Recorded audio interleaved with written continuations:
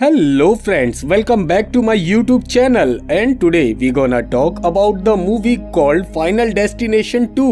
ये मूवी साल 2003 में रिलीज हुई थी और इस मूवी की IMDb रेटिंग 6.2 की है। So without wasting the time, let's begin the movie।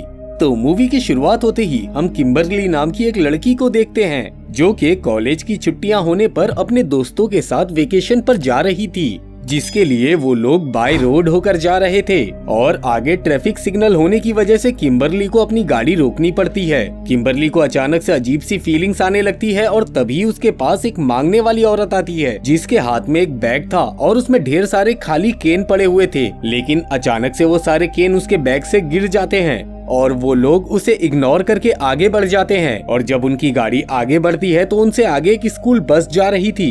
उस बस पर किम्बरली के अलावा किसी और का ध्यान नहीं जाता। जब किम्बरली रेडियो ऑन करती है तो उसे पता चलता है कि आज पूरे 1 साल हो गए हैं फ्लाइट नंबर 180 के एक्सीडेंट को हुए, जिसके अंदर वो फ्लाइट पूरी तरह से डिस्ट्रॉय हो चुकी थी। उसके बाद किम्बरली देखती है कि उस हाईवे पर और भी बहुत सारे लोग ट्रेवल कर रहे थे। तभी उसके सामने से एक बहुत बड़ा ट्रक गुजरता है जिसमें लकड़ी के बहुत सारे लगेज थे जिन्हें के जंजीरों से बांधा गया था। ये सारी चीजें उसे कुछ अजीब सी लगने लगती हैं, जैसे कि कुछ बहुत ही बुरा होने वाला हो। और तभी अचानक उस ट्रक की जंजीर टूट जाती है और सारे ही लकड़ी के लगेज हाईवे पर गिरने लगते हैं। उस रोड पर एक पुलिस ऑफिसर भी होता है जिसकी गाड़ी में वो लगेज घुस जाता है और उसकी वजह से उसकी मौत हो जाती है। और उसके बाद हाईवे पर तो जैसे अलग ही किस्म की हलचल शुरू हो जाती है। वहाँ सारी कार आपस में टकराने लगती हैं, जिसकी वजह से अब वहाँ लोग मरने लगे थे। किम्बरली की भी गाड़ी पलट जाती है, लेकिन वो सब उस कार में जिंदा थे।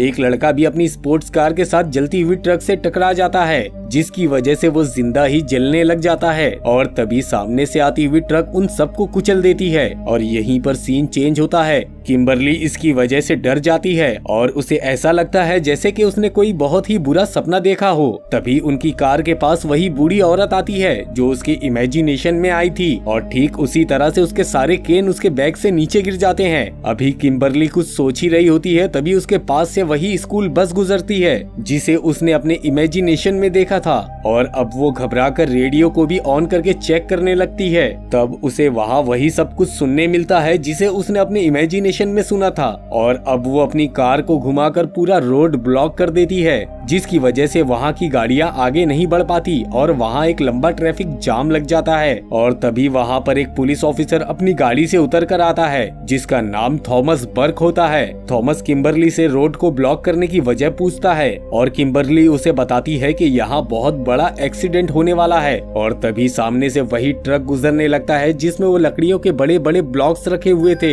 ये देखकर किम्बरली कहती है कि ये वही ट्रक है जिससे कि यहाँ एक्सीडेंट होगा। और अभी वो अपनी बात बता ही रही थी तभी हाईवे पर एक्सीडेंट हो जाते हैं और उन एक्सीडेंट्स को देखकर थॉमस फौरन से मदद बुलाने के लिए भागता है। तभी किम्बरली को हाईवे पर एक साइन बोर्ड दिखता है जिसके अंदर 180 लिखा हुआ था, जो कि फर्स्ट पार्ट में डिस्ट्रॉय हुई फ्लाइट का नंबर था। अभी वो कुछ सोच ही रही थी तभी थॉमस उसे खींच लेता है और एक ट्रक किम्बरली की कार को उड़ाता हुआ चले जाता है जिसके अंदर उसके फ्रेंड्स थे और वो इस ट्रक की टक्कर से मारे जाते हैं। उसके बाद थॉमस उन सभी को पुलिस स्टेशन ले आता है। थॉमस किम्बरली से पूछताछ करने लगता है जिससे उसे पता चलता है कि किम्बरली के साथ भी वही सब कुछ हो रहा है जो पिछले साल एलेक्स के साथ हुआ था। अब हमें यहाँ ये भी पता चल जाता है कि फर्स्ट पार्ट में एलेक्स भी लास्ट में मर चुका था और लास्ट में बची हुई सर्वाइवर क्लेयर ने भी मौत से बचने के लिए खुद को छुपा के रखा हुआ था। वो सारे के सारे लोग किम्बरली की इस बात पर यकीन नहीं करते और वो लोग वहाँ से चले जाते हैं। और उसके बाद उनमें से एक लड़का जो इस एक्सीडेंट में बच गया था, उसकी 2.5 मिलियन की लॉटरी निकली थी जिससे कि वो बहुत सारी शॉपिंग करके अपने घर आता है। वो अपने पैन में बचे हुए नूडल्स को खिड़की से बाहर फेंक देता है और अपने लिए कुछ पकाने लगता है, जिसके लिए जब वो फ्रिज खोलता है तो उसकी फ्रिज में लगी हुई एक मैग्नेट उसके फूड में गिर जाती है। वो बिना देखे उसे माइक्रोवेव ओवन में डाल देता है और साथ ही वो अपने लिए पैन में भी कुछ पकाने लग जाता है। इसी दौरान वो अपनी गोल्ड की वॉच को भी पहन लेता है और अपनी लाई हुई रिंग को भी देखने लगता है और अचानक से माइक्रोवेव ओवन में ब्लास्ट होने लग जाता है। डर की वजह से उसके हाथ से वो रिंग सीधा सैंक में गिर जाती है और उसे पकड़ने के लिए वो सैंक में हाथ डाल देता है, लेकिन वॉच पहनने की वजह से उसका हाथ सैंक में ही अटक जाता है और इसी दौरान माइक्रोवेव ओवन में शॉर्ट सर्किट भी होने लग जाता है और साथ ही साथ पैन में भी आग लग जाती है। वो अपनी तरफ से कपड़े से आग बुझाने की कोशिश करता है, लेकिन इसकी वजह से आग पूरे घर में फैल जाती है। वो किसी भी तरह करके अपना हाथ उस सैंक से बाहर निकाल लेता है और तभी उसके रूम की सारी खिड़कियां भी बंद हो जाती हैं। इसीलिए वो विंडो को तोड़कर बाहर निकल आता है और जैसे ही वो नीचे की तरफ उतरता है उसके रूम में एक जबरदस्त ब्लास्ट हो जाता है। वो सीढ़ी से नीचे उतरने की कोशिश करता है, लेकिन वो जाम थी। जैसे तैसे करके वो नीचे उतर ही जाता है और जब वो आगे बढ़ने लगता है तब उसी के फेंके हुए नूडल्स पर उसका पांव पड़ जाता है, जिसकी वजह से वो स्लिप खाकर नीचे गिर जाता है और तभी वो जाम हुई सीढ़ी का एक स्टूल आकर उसकी आंख पर गिर जाता है, जिसकी वजह से उसकी वहीं पर मौत हो जाती है।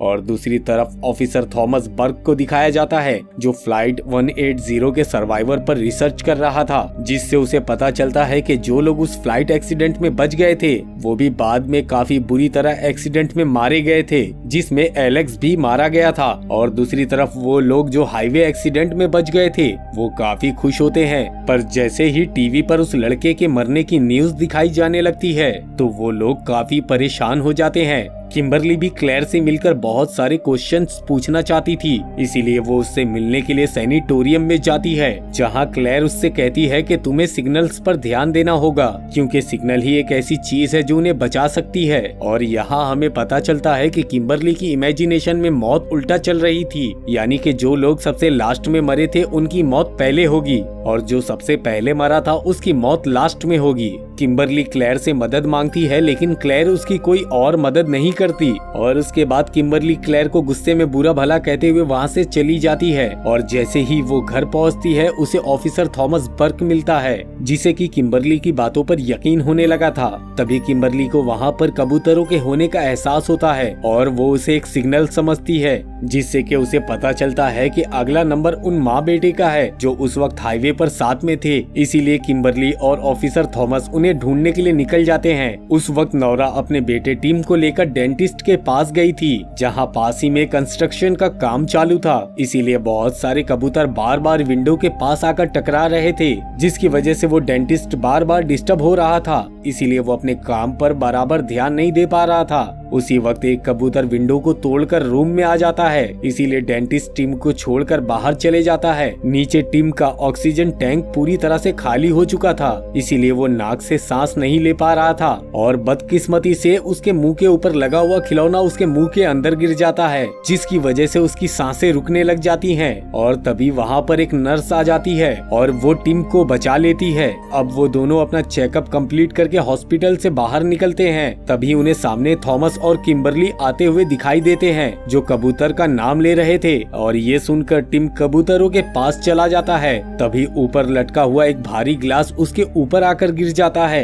जिससे कि उसकी वहीं पर मौत हो जाती है। और ये सीन देखकर उसकी माँ बहुत रोने लगती है। और उसके बाद ऑफिसर थॉमस बर्क तमाम बचे हुए लोगों को अपने घर पर मीटिंग के लिए बुलाता है। वो किम्बरली को उसके घर छोड़ता है। तभी उन्हें वहाँ पर क्लेयर मिलती है और वो उनको एक आदमी के पास ले जाती है, जो कि उनको गाइड कर सकता था। वो आदमी उन्हें बताता है कि मौत को सिर्फ नई जिंदगी ही हरा सकती है। अभी वो ये बातें कर रहे होते हैं, तभी किम्बरली को एक विजन सा आता है, जिसके अंदर वो देखती है कि एक लेडी वैन चलाते हुए पानी में डूब गई है। तभी किम्बरली को याद आता है कि उस हाईवे पर एक प्रेग्नेंट लेडी भी थी और वो वैन को चला रही थी। और तब उन्हें समझ में आ जाता है कि उस आदमी ने नई जिंदगी के बारे में क्यों कहा था। और अब वो तीनों डिसाइड करते हैं कि वो किसी भी तरह उस प्रेग्नेंट लेडी को बचाएंगे। इसके लिए वो लोग सीसीटीवी कैमरे को चेक करते हैं, जिससे उन्हें गाड़ी नंबर और उसका नाम पता चल जाता है। और उसके बाद थॉमस बर्क इजाबेल यानी कि उस प्रेग्नेंट लेडी को ढूंढने के लिए पुलिस फोर्स लगवाता है और इस हादसे के सभी सर्वाइवर्स को अपने घर बुलवाता है, जहां हमें यह पता चलता है कि थॉमस की बिल्डिंग का लिफ्ट का दरवाजा खराब है। और अब वो सभी लोग जमा होते हैं, जहां वो सभी लोग मौत की डिजाइन पर बात करते हैं। लेकिन उन लोगों में कुछ ऐसे भी लोग थे जिन्हें इन सब पर अभी भी भरोसा नहीं था।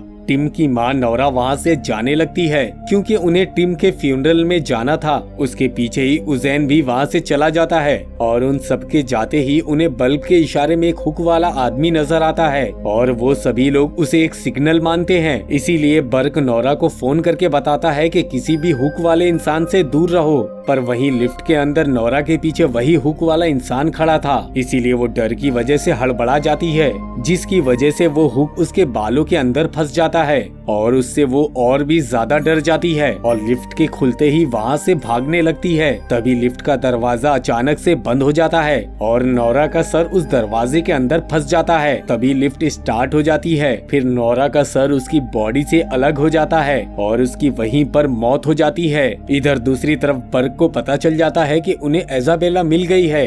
उतनी ही देर में उजैन घबराकर उनके पास आता है और वो थॉमस की गन छीनकर खुद को शूट करने की कोशिश करता है, लेकिन गन पूरी तरह लोड होने के बावजूद नहीं चलती, जिस पर क्लेयर उसे बताती है कि अभी उजैन का नंबर नहीं आया। अब वो सब इजाबेला के पास जाने के लिए निकल पड़ते हैं। उधर दूसरी तरफ इजाबेला को लेबर पेन होने लगता है, इसलिए वहाँ मौजूद ऑफिसर उसकी वैन से उसे हॉस्पिटल लेकर जाने लगता है और उधर जाते हुए रास्ते में किम्बरली की कार का टायर पंचर हो जाता है, जिसकी वजह से उनकी कार बेकाबू होकर क्रैश हो जाती है। उस प्रेग्नेंट औरत के पास ज्यादा वक्त नहीं था, इसीलिए थॉमस एक्सीडेंट की रिपोर्ट करके वहां से चला जाता है और दूसरी तरफ उस एक्सीडेंट में उन सर्वाइवर्स को भी कुछ नहीं हुआ था, लेकिन एक लड़की जिसका नाम कैट था वो उस कार में फंस चुकी थी और तभी वहाँ पर रेस्क्यू टीम आती है और वो उसे उस कार से निकालने की कोशिश करती है। तभी कार को झटका लगने की वजह से उस कार का एयर बैग खुल जाता है और वो लड़की वहीं पर मर जाती है। उसकी कार से भी पेट्रोल निकलकर फैल चुका था